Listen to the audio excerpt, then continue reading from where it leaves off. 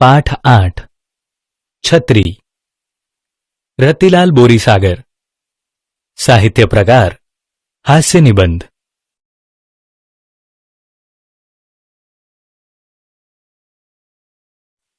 મિત્રો, અહીંથી થોડા એટલે કે 7-8 વર્ષ પાછળ જઈએ, જ્યારે તમે બીજા કે ત્રીજા ધોરણમાં ભણતા હશો.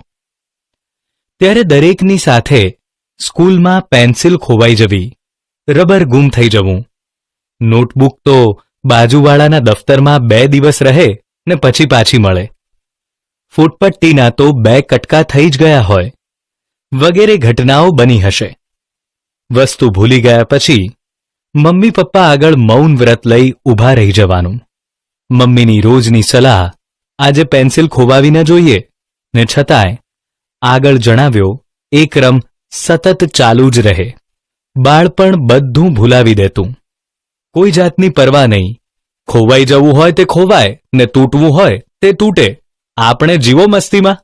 પરંતુ મિત્રો, ઉંમર લાયક થયા પછી આવું ચાલે ખરું? ઘણા એવા ભૂલકણા હોય છે કે ઉંમર લાયક હોવા છતાં એ ઉંમરને લાયક નથી હોતા. મિત્રો, ચાલો એવા ભૂલકણા લેખકનો પાઠ ભણીએ. લેખકનું નામ રતિલાલ બોરીસાગર છે. તેમનો જન્મ 31/8/1938ના રોજ થયો હતો. તેમણે મરક મરક, આનંદલોક, એન્જોયગ્રાફી, તિલક કરતા 63 થયા વગેરે હાસ્ય નિબંધ સંગ્રહ આપ્યા છે. તેમણે સંભવામી યુગે યુગે નામની હાસ્ય નવલ લખી છે. આ પાઠનો સાહિત્ય પ્રકાર હાસ્ય નિબંધ છે. મોસમનો પહેલો વરસાદ પડ્યો ત્યારે હું છત્રી લેવા શહેરના એક જાણીતા સ્ટોરમાં ગયો અને નાની નાજુક છત્રી બતાવવા કહ્યું. દુકાનદારે જુદી જુદી સાઇઝની કેટલીક છત્રીઓ બતાવી. એક શ્યામલ શ્યામા છત્રી મને ગમી. મેં એ છત્રી ખરીદી. દુકાનદાર ક્યારના મારી સામે ધારી ધારીને જોઈ રહ્યા છે ને કશુંક યાદ કરવાનો યત્ન કરે છે એમ મને લાગ્યું. કોઈ ગ્રાહક ઉધાર છત્રી ખરીદી ગયો હશે અને મારા જેવો જ દેખાતો હશે તો શું થશે એ વિચારે હું થોડો ગભરાયો. છત્રીના પૈસા આપી છત્રી લઈ હું જવા કરતો હતો ત્યાં દુકાનદારે પૂછ્યું, સાહેબ?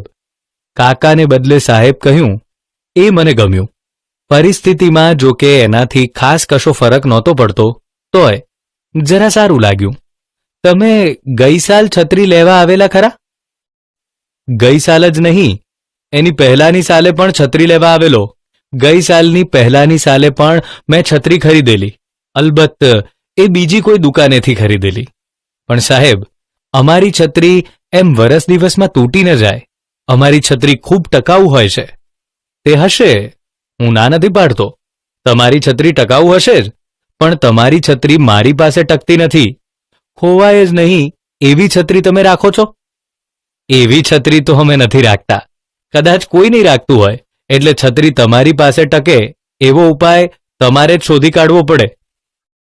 પોતાના કુંવરને કાંટો ન વાગે એ માટે આખા રાજ્યની ધરતી ચામડાથી મઢી દેવાનો હુકમ કરનારા રાજાને એક માણસે કુંવર માટે ચામડાના બૂટ સીવી આપ્યા હતા. કદાચ રવિન્દ્રનાથ ટાગોરની આ વાર્તા છે. જગતને સુધારવાના મિથ્યા યત્નો છોડી જાતને સુધારવાનો ઉપદેશ કવિવરે આ વાર્તા દ્વારા આપ્યો છે. છત્રીની દુકાનના માલિકે ટાગોરના કાવ્યો કે વાર્તાઓ કદાચ નહીં વાંચ્યા હોય. કદાચ ટાગોર વિશે એ ખાસ કશું જાણતા પણ નહીં હોય. પરંતુ તેઓ મને કદી ખોવાય નહીં એવી છત્રી શોધવાના ફાંફા મારવાનું છોડી છત્રી ખોવાય જ નહીં એવો ઉપાય શોધવા સમજાવી રહ્યા હતા. તેમની વાત મને સાચી લાગી.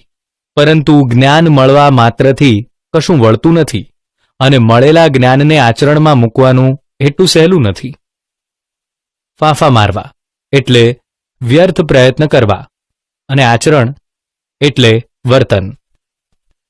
જ્ઞાન પ્રાપ્તિ થયા પછીનું મહત્વનું કાર્ય જ્ઞાનને વ્યક્તિએ પોતાના વર્તનમાં લાવવાનું હોય છે.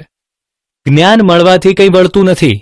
કોઈ વ્યસની માણસને પણ એટલું જ્ઞાન તો હોય જ છે કે વ્યસનની આદત ખરાબ છે, પરંતુ એ જ્ઞાનને વ્યસની પોતાના આચરણમાં લાવી શકતો નથી.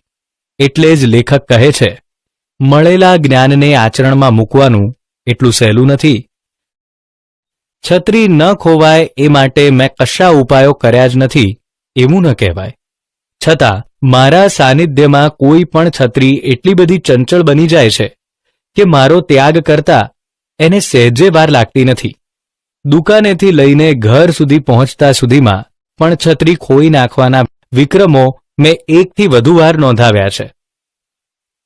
સાનિધ્ય એટલે નિકટતા અને ચંચળ એટલે અસ્થિર.